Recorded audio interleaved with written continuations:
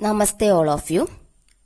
Actually we were discussing about combination of errors, and last class we have discussed about error of a sum or error in a sum.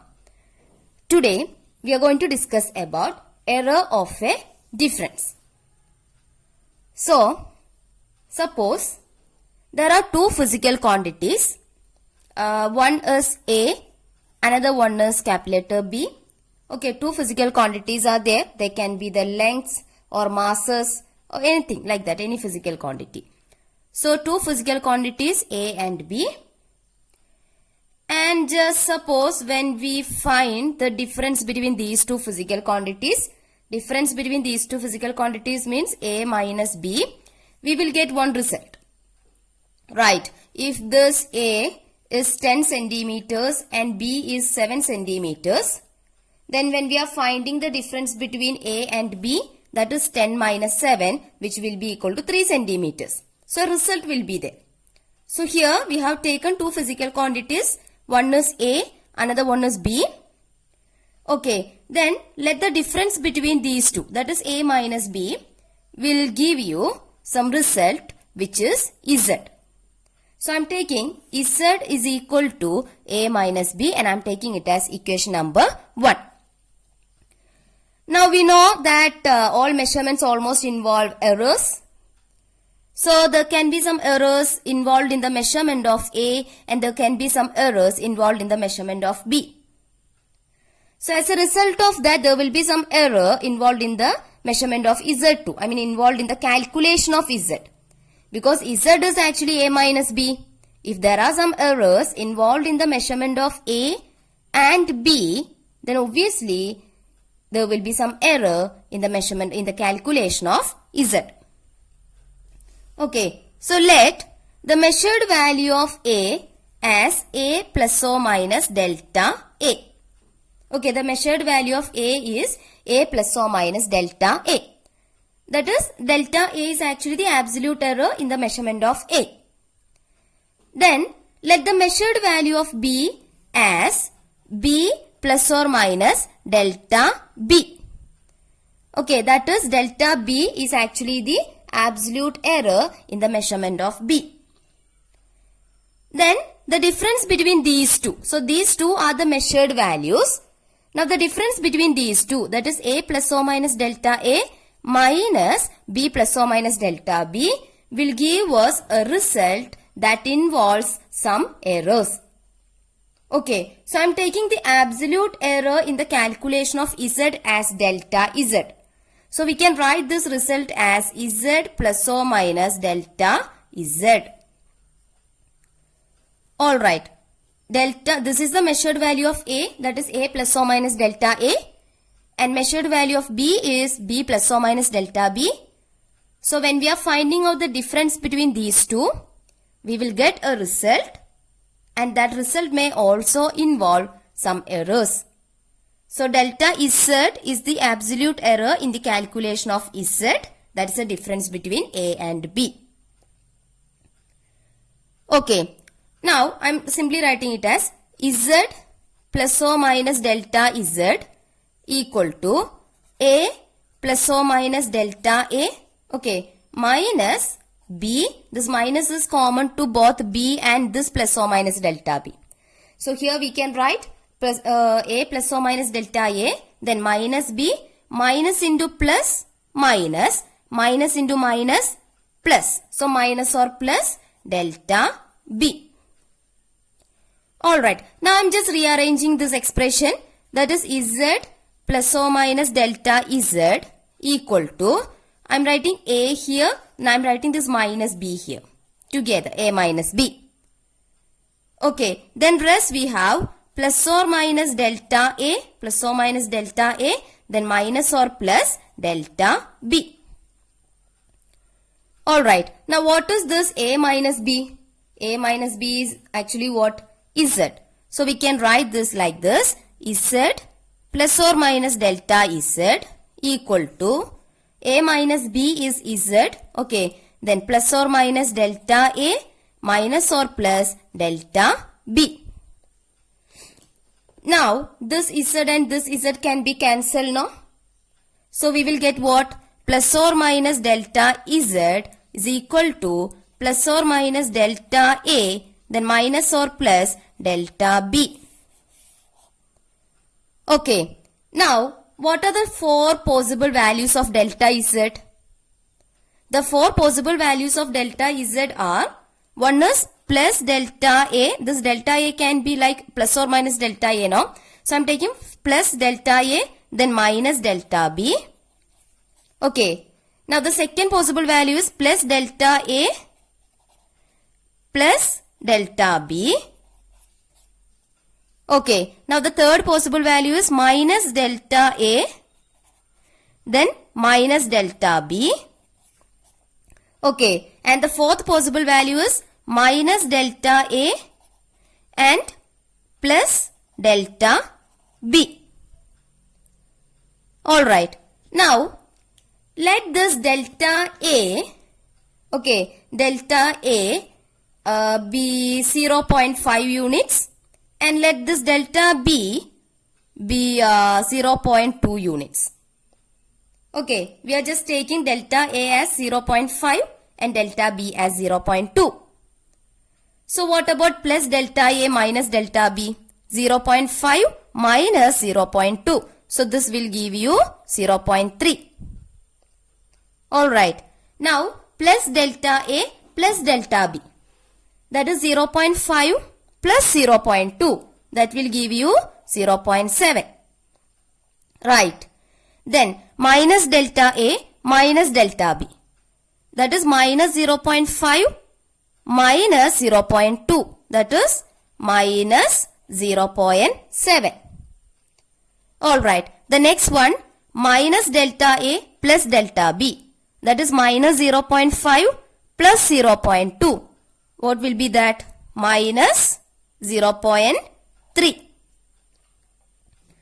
Right. So here you can see the four possible values. One is 0.3, another one is 0.7, another one is minus 0.7, the last one is minus 0.3 if delta A is equal to 0.5 and delta B is equal to 0.2. Now here, what are the maximum possible or absolute error in the measurement? You can see the 0.7 and minus 0.7 are at the two extreme ends now. 0.3 and minus 0.3, they come in between this 0.7 and minus 0.7.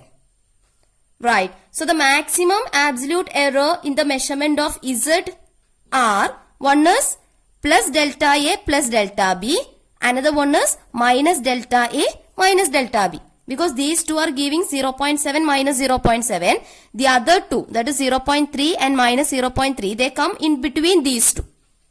Okay, so the maximum absolute error in the measurement of Z is actually plus delta A plus delta B and minus delta A minus delta B.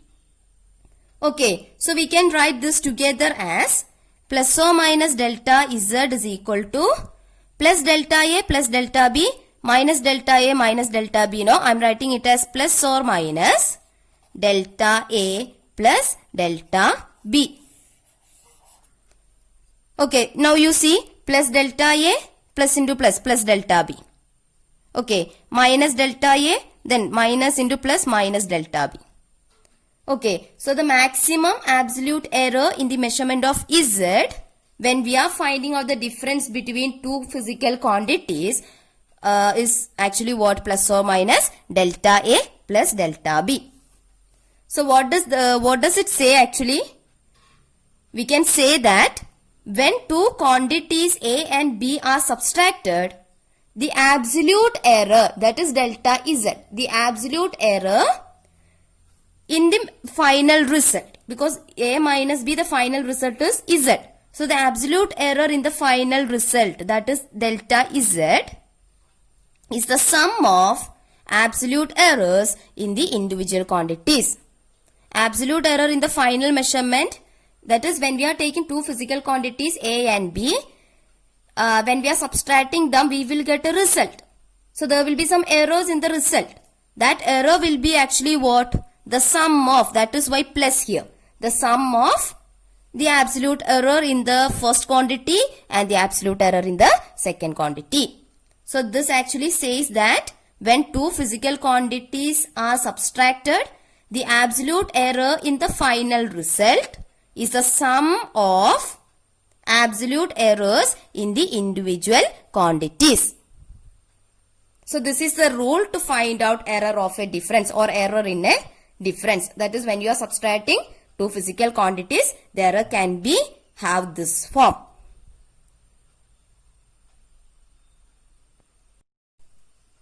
Now, let us do one example to clear the idea of error of a sum. We are doing one example, which is example 2.8 given in your textbook. The question is like this. The temperatures of two bodies measured by a thermometer, the temperatures of two bodies measured by a thermometer are, the first temperature of the body is given as, the temperature of the first body is given as T1 is equal to 20 degrees Celsius plus or minus 0.5 degrees Celsius, and the temperature of the second body is given as 50 degrees Celsius plus or minus 0.5 degrees Celsius. The question is, calculate the temperature difference. Temperature difference means we want to calculate T2 minus T1. Okay, the temperatures of two bodies measured by a thermometer are T1 is equal to 20 degrees Celsius plus or minus 0.5 degrees Celsius, and T2 is equal to 50 degrees Celsius plus or minus 0.5 degrees Celsius. Calculate the temperature difference. Temperature difference means T2 minus T1. How can we calculate the temperature difference? So I am taking this temperature difference as, or we can write the temperature difference, no, T2 minus T1. That is what we want to calculate. So the temperature difference, that is T2 minus T1, is equal to what? T2 is 50 degrees Celsius plus or minus 0.5 degrees Celsius. Alright. Minus T1 is 20 degrees Celsius plus or minus 0.5 degree Celsius. We are subtracting these two. Okay, so what will be the answer? We just want to subtract these two values. Okay, these are like A plus or minus delta A, B plus or minus delta B. Okay, so the temperature difference now, so you just want to subtract this 20 degrees Celsius from 50 degrees Celsius because it is difference. We just want to subtract. So 50 minus 20, 30 degrees Celsius. Alright. Now, what about the error? We have discussed about this rule which says, which gives us some idea about the error of a difference. That is plus or minus delta Z is equal to plus or minus delta A, plus or minus of delta A plus delta B. That is, when two quantities are subtracted, the absolute error in the final result is the sum of, that is why plus here, the sum of absolute errors in the individual quantities. Okay, so here just we want to find out the temperature difference. So 50 minus 20, that is 30 degrees Celsius. Now what about the absolute error in the result? This is the result, T2 minus T1, because that is the temperature difference. So what about the error? We should add the absolute error in the first quantity and absolute error in the second quantity. That is plus or minus. Error in the first quantity is 0.5 degrees Celsius. Error in the second quantity is again 0.5 degrees Celsius. So what is 0.5 plus 0.5, which is equal to 1? So plus or minus 1 degree Celsius. So this is the answer. T2 minus T1 is equal to 30 degrees Celsius plus or minus 1 degree Celsius. Okay, because we wanted to find out the temperature difference. So you can just subtract these two, 50 and 20. Okay, you can subtract this 20 from 50. So you will get 30 degrees Celsius here. But what about errors? Though this is actually the case of finding out the difference between two quantities, we should add the errors. That is what the rule says. So 0.5 plus 0.5, that is 1. So 1 degree Celsius. Alright.